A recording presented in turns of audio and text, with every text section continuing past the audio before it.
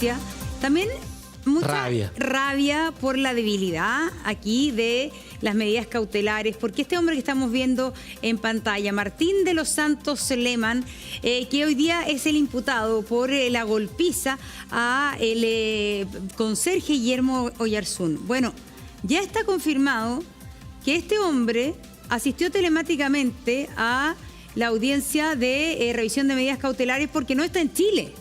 Y no está en Chile, no es porque se haya fugado, es porque estaba autorizado a salir de Chile, nada lo impedía. No tenía arraigo. No tenía arraigo.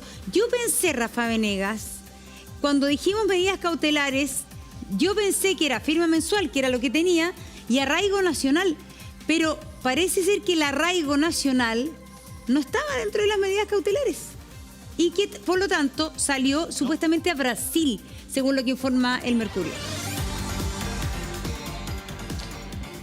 Es arraigo nacional lo que uno se pregunta por qué no se decretó. ¿Qué medidas cautelares, Monse, Eduardo? Buenos días a todos. Buenos días. A esta hora estamos revisando. ¿Qué medidas cautelares se dieron?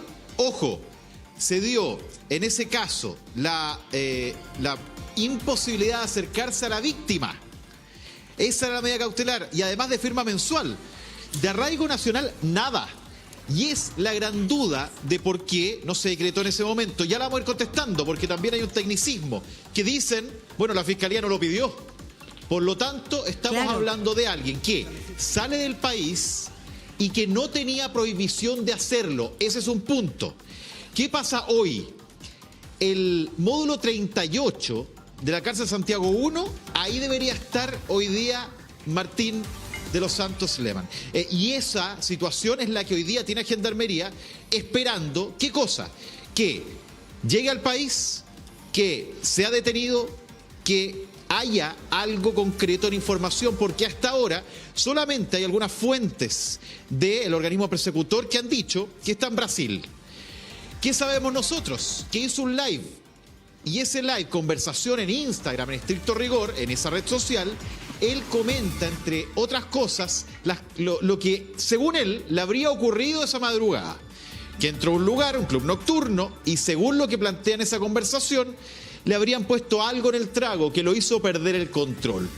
En esa misma conversación, además, él habla de esta agresión que hizo a don Memo, que estuvimos ayer con él, a este conserje que había salido a fumarse un cigarro, tranquilamente, empezó a mirar y le llega un golpe. Lo tiran al suelo, le empiezan a pegar, y si no fuera por una persona que estaba ahí en el edificio, probablemente hubiera, ojo con lo que voy a decir, porque esto es lo que vamos a conversar hoy día con nuestro invitado, que también nos va a dar claves de lo que viene en los próximos días. Según la defensa, el abogado de la familia Oyarzún, podría haberse cometido incluso un homicidio frustrado, no solamente el haberle provocado lesiones graves gravísimas. Y esa situación es la que aún complica más a quien hoy día técnicamente estaría prófugo. Y lo digo técnicamente porque en rigor no había prohibición para salir. Así que hay varios puntos que vamos a conversar de quien hoy día, además, a través de las imágenes veíamos, no tenía ni un respeto por la jueza. Además, podríamos decir, Rafa, hay un tema súper importante. Hizo lo que quiso Monse. Sí, lo que pasa es que se suma también a nuestra conversación la exfiscal Imay Ortiz, porque acá la jueza, el día de antes de ayer, ¿no?, cuando hace la revisión de medidas cautelares, dice, yo dicté estas medidas cautelares porque finalmente la jueza lo que tiene que juzgar es lo que le presenta la Fiscalía. Entonces acá hay una debilidad de la Fiscalía, más allá de que, perdón, el fiscal o la fiscal tiene que indagar un poquitito más de qué gravedad eran las heridas. Había un carabinero que había recibido un mordisco. No entiendo si ahí Carabineros no notificó al Ministerio Público, pero lo que uno no entiende es por qué pasó tanto tiempo en que la Fiscalía pidiera revisión de medidas cautelares cuando ya se sabía esta historia, se sabía que la medida cautelar... Entonces uno dice, ¿qué pasó acá? Rafa Venegas, porque la jueza, para entender un poco procesalmente, la jueza no puede dar medidas cautelares que no le pide a la Fiscalía, ¿no es cierto, Imay? O sea, y me acuerdo una vez que un juez le decía, pero usted no me va a pedir prisión preventiva, y el fiscal le decía, no, en el norte. No, pero ¿cómo? Entonces, uno dice, ahí si el error es de la fiscalía, la jueza puede hacer algo. No solo puede, o sea, tiene que pedirle a la fiscalía, también le puede pedir la parte querellante, pero no está, Claro. En este momento no había todavía porque era muy reciente. Pero además no solo basta con Exacto, pedirla, sino que exacto. además tiene que acompañar los antecedentes que justifiquen la existencia del delito, la participación, la necesidad de cautela. Y ahí es como tal vez reiterar lo que yo mencioné ayer, lo bueno que hubiese sido que se hubiese ampliado la detención. El Código Procesal Penal le permite a la Fiscalía solicitar ampliar la detención porque se entiende que a lo mejor un hecho que ha sido complejo, como hay que pasar a control de detención dentro de las 24 horas, a lo mejor no están todos los antecedentes. Pero este era un caso, además, que eran lesiones en la cara a un adulto mayor. Entonces también Era agravante, como nos decías tú ayer. Claro, Sí, pero perdón, la consideración de que son golpes en la cabeza, por lo tanto era muy importante a lo mejor esperar un poco la evolución y haber pedido ampliar Sí, 2 o 3 días. Súper bien. Y nosotros hemos trabajado Sí, juntos sí. cuando era fiscal. Pero la realidad es que no es así. A veces nosotros, la PDI, cuando yo estaba activo, teníamos un detenido, un traficante, pedíamos la ampliación y no la daban. Entonces, a una situación así tampoco lo van a dar. Entonces, efectivamente aquí piden la ampliación, no se pide. Y a veces, digámoslo, y tú que fuiste fiscal, el fiscal se sienta en el lugar y recién conoce de la los hechos. carpeta. No conoce, se sentó y empezó a ojear. Y entre allí está el informe de Carabineros, está el informe de lo que pasó, y en ese momento recién está conociendo de la causa, y es netamente porque tenemos pocos fiscales, no hay un trabajo, y ahí claramente tú tienes más que informar. ¿No? Hagamos lo siguiente, porque es interesante esa discusión de cómo funciona el back office de una situación que nos tiene a todos molestos, porque este sujeto mintió ayer descaradamente, o el lunes, cuando fue esta audiencia, porque dice, no, si estoy en Pichilemu, incluso le dicen cuánto te demoras en volver. Estaba en Brasil, el sujeto estaba en Brasil. Algunos dicen que incluso podría ser México el destino donde está esta persona. Vamos a ver la siguiente nota, al regreso también estaremos conversando con el abogado de Don Guillermo. Aquí acato totalmente lo que usted diga, magistrado. Yo soy un ciudadano correcto. Dijo que acataría lo que la jueza resolviera, pero a más de 24 horas de dictada su prisión preventiva, la pregunta sigue siendo, ¿dónde está Martín de los Santos? Entiendo que incluso no estaría dentro del territorio de la República. Eso lo sabemos extraoficialmente. Con orden de detención, la policía no ha podido ubicar al hombre acusado de agredir a un conserje de 70 años en Vitacura. Su domicilio en Pichilemu se mantiene cerrado y la incógnita es si alguna vez estuvo ahí. Nosotros también expusimos en la audiencia los miedos que teníamos de que efectivamente no se encontrara tomando la audiencia dentro del país, lo que sería también además un problema adicional, porque se estaría derechamente falseando la información que se le entrega al tribunal desde donde se toma la audiencia. Y es que tan solo horas antes de la audiencia, Martín de los Santos subió a sus redes sociales este mensaje. Por desfase horario con el país donde me encuentro, el live se traslada a las 21 horas Chile. Anuncio donde señalaba que estaba fuera de Chile y que tenía por objetivo publicitar un live donde acusó haber sido drogado previo a los hechos y donde además ofreció a la víctima una salida alternativa. Don Guillermo, usted me dice y nos gustaba conversar como hombre y yo me hago 100% cargo de lo suyo, incluso evaluamos en darle una parcela en Pichilemu. Pidió disculpas públicas y que ofreció una parcela en Pichilemu para mi papá. Cosas que no tienen sentido en realidad. Así más que lo monetario es que él pague con cárcel el daño que le hizo a mi papá. Pero la polémica audiencia donde el imputado constantemente gesticuló e incluso increpó a la jueza también fue instancia para que la magistrada explicara por qué ella misma, un mes antes, en el control de detención, no decretó medidas cautelares más gravosas como la prisión preventiva o incluso el arraigo nacional. No se hicieron alusión a algún tipo de antecedente que haya tenido el imputado, no se mostró ningún tipo de video, no se mostró nada de nada. La audiencia debe haber durado 5 minutos como máximo. Una primera instancia donde la familia aún no contaba con representación legal y la Fiscalía, que declinó referirse al caso, tampoco expuso mayores antecedentes ni solicitó medidas más gravosas. Bajo ese contexto, para la familia, el hecho que Martín de los Santos compareciera de manera telemática a la audiencia ya era un motivo de sospecha y de peligro de fuga. O sea, era cosa de ver la audiencia, que se paró a la mitad de la audiencia y no quería escucharle, y él volvió, digamos, a sentarse. Nos genera un temor de que efectivamente quiera eludir la acción de la justicia, que es lo que venimos pensando hace tiempo. De Martín de los Santos, hasta ahora nada se sabe. No responde en su teléfono y tampoco en sus redes sociales, donde su última historia fue esta, a solo un par de horas de decretada su prisión preventiva, la que deberá cumplir en Santiago 1 una vez que se le ubique o se presente voluntariamente. Aquí acato totalmente lo que usted diga, magistrado, porque es un ciudadano correcto. Solo el tiempo dirá si cumplirá su palabra y si acatará o no la resolución de la justicia. Ahí tenemos la nota del contexto de esta historia que de alguna manera ayer la empezamos digamos, a olfatear. Cuando sabíamos que la policía iba dando información de que no era encontrado, que no era habido, que habían ido a este lugar, que era el domicilio que él había declarado en Pichilemu y que insistentemente golpeaban y no salía nadie, dijimos, ¿y si está afuera? ¿Y si escapó? Las fronteras chilenas son permeables, decíamos pensando que tenía algún tipo de arraigo, que había salido a la mala. Pero no, él salió por un aeropuerto normal, tradicional, como cualquier hijo de vecino. Yo ahí pregunto, ¿no? Porque veíamos, por ejemplo, el caso del exalcalde Jadwe. ¿Se acuerdan que el exalcalde Jadwe en un minuto iba a asistir a un seminario internacional? Sí. No tenía orden de arraigo, pero le advirtieron que si intentaba hacerlo, lo iban a detener. Sí, ahí, perdón que ocurre algo parecido. ¿Cómo es?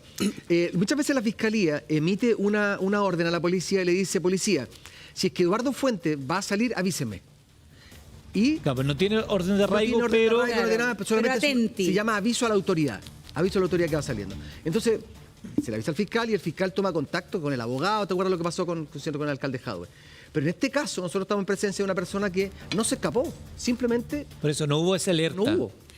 Y en el caso de Jadwe, alertaron porque es conocido. O porque en los registros había alerta que había pasado. En el fondo, está en el sistema por parte de la Fiscalía a la PDI, alerta con esta persona. Avíseme cuando esta persona va a viajar. Y en este caso podría haberse solucionado, porque el fondo la revisión de medidas cautelares es más larga. Podría haber habido un aviso del fiscal del caso, cuando ya el caso tuvo connotación importante. Ojo con esta persona. Claro, lo que habría hecho la policía. ¿Quién es el fiscal, o la fiscal de este caso, Rafa? Ahí lo tiene que saber el abogado. Estamos junto al abogado de la familia de Guillermo Oyarzún. Adelante, Rafa. Hay varias cosas que me gustaría plantear. Voy a presentar también a quien está acá. Y mucho ojo, Monse, Eduardo, que nos ven, porque Felipe Silva hoy día es abogado querellante de la familia. El día en que ocurre este hecho, el 17 de mayo, en la madrugada, luego es la audiencia de control de detención y posterior formalización de cargos contra Martín. Bueno, ahí no estaba la figura del abogado que tengo aquí al lado. Este abogado, que se llama Felipe Silva, fue defensor público por mucho tiempo y es vecino de Vitacura. Y él, al ver y conocer este caso por los medios, se inquieta y se pone al servicio a disposición de la familia. Se contacta ahí y asume en ese momento como querellante. Y es Felipe Silva, junto a otra colega, quienes piden revisión de medidas cautelares y que hizo que se concretara la audiencia donde la jueza finalmente decreta la prisión preventiva que hasta ahora no se ha concretado. Por eso es tan importante el testimonio del abogado que tengo acá y que además, Felipe, y agradecerte estar con nosotros, buenos días a todos, hace entender por qué cambia el tipo de medida cautelar que finalmente la jueza decreta y que hasta ahora no se ha concretado.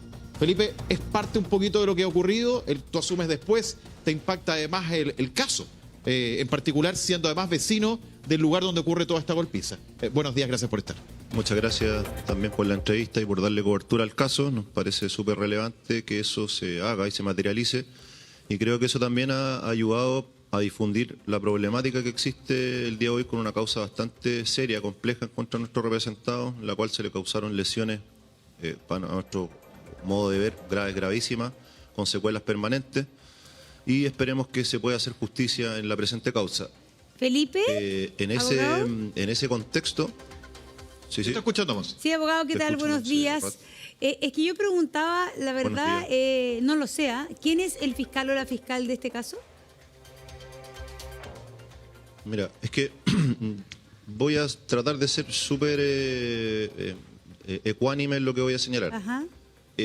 Hay que hacer varias diferencias y al final podríamos desviar la conversación a otro tema, porque quien sea el fiscal de la causa no es el fiscal que está en la audiencia de flagrancia. Entonces, el que tiene a cargo la causa no necesariamente es el mismo que toma el control de la detención. Y ahí hay varios sistemas que la fiscalía tiene. Claro, el primero, cuando ocurre...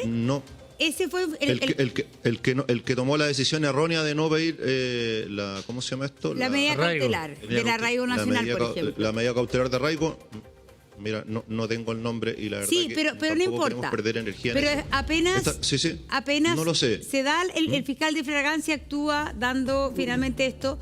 Esto tiene que tomarlo un fiscal o una fiscal del caso. Me imagino que a los 2 días, 3 días. Este caso se asigna a tal cual. Sí, claro, esto no, y ahí el fiscal tuvo, un fiscal que queda a cargo de la causa. Pero tuvo un mes para pedir o mandar un anuncio, una comunicación a la autoridad, como dice Eduardo Labarca, diciéndole a la PDI, oye, ojo que esta persona no salga de Chile. Si este caso está... ¿Hace cuánto tenemos este caso en los medios de comunicación? Desde que ocurrió, que fue a mediados de mayo. Entonces, ¿por qué el fiscal o la fiscal, que no sé quiénes son, a cargo, no hicieron otro tipo de medidas que tienen dentro de sus posibilidades para evitar que este hombre saliera de Chile? Sí. No me escucho. No escucho a Montserrat. Rafa, ¿escuchaste? Rafa, que transmita. Sí, mira, quiero ir a un punto. Monse, tú insistes en quién era el fiscal. Y yo te quiero decir algo. Nosotros también hemos querido saber esa información. Y la verdad es que no ha sido tan clara. Quiero plantearlo. Pero Pedro no la sabe. La puede saber. La carpeta yo tengo la carpeta acá. Es que Felipe, es que la audiencia... Es que la audiencia hubo otro fiscal, eso es lo que te pero no nos quedemos pegados en eso, no nos quedemos pegados en el nombre. Aprovechemos de conocer un poco más del proceso. Lo interesante aquí es qué vamos a hacer para que este sujeto vuelva a Chile. Perdón, bueno, el fiscal es Felipe Andrés Sepúlveda Araya. Que el fiscal sale claramente en la... Ese fiscal tomó la... En el... es el que tomó la causa. En el acta de audiencia, Ya, es el que tomó la audiencia, digamos. Bueno, ¿qué podemos decir de eso? Efectivamente, como señaló la ex fiscal recién, pasan cosas que no deberían ocurrir.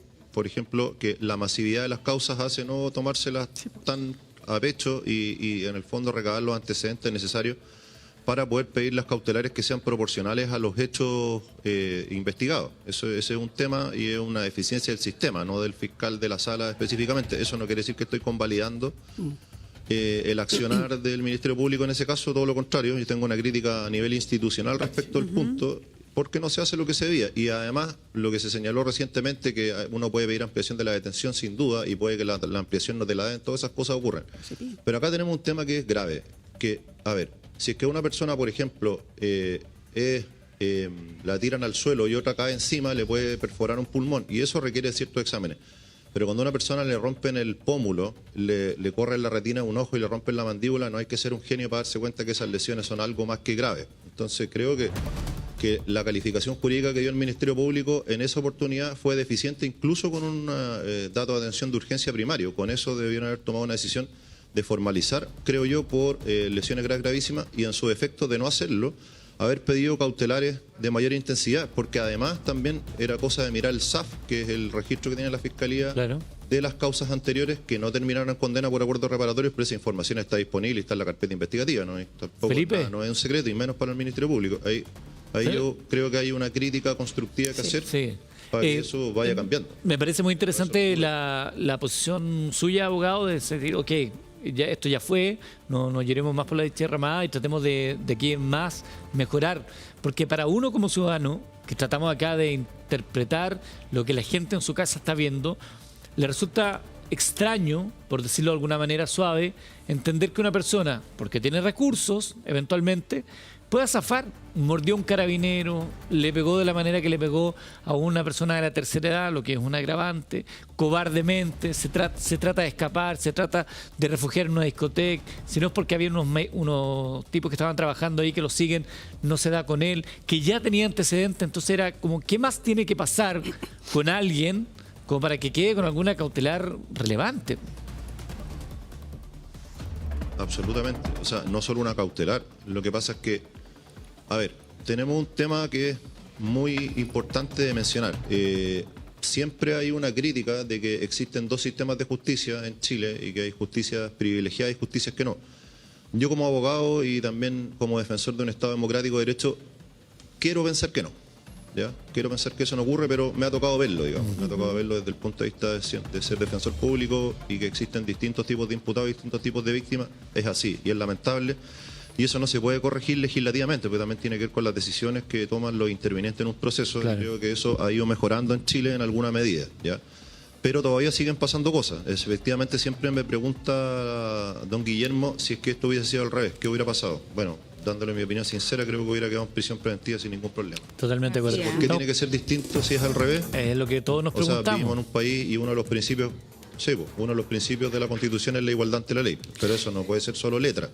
Tiene que haber una materialización del trato igualitario frente a la ley. ¿Ya? Estamos conversando con Felipe Silva, abogado querellante. Él defiende a don Guillermo, la persona que vemos ahí a un costado que fue golpeada en su ojo salvajemente, a propósito de que nos enteramos que el sujeto que está siendo investigado está ahora fuera del país, así de simple. Entonces, la pregunta que te quiero plantear a ti, May, me gustaría que me la respondas luego es, ¿podría eventualmente ser extraditado? Martín, no me respondas todavía porque tenemos que hacer una pequeña pausa y a regresar.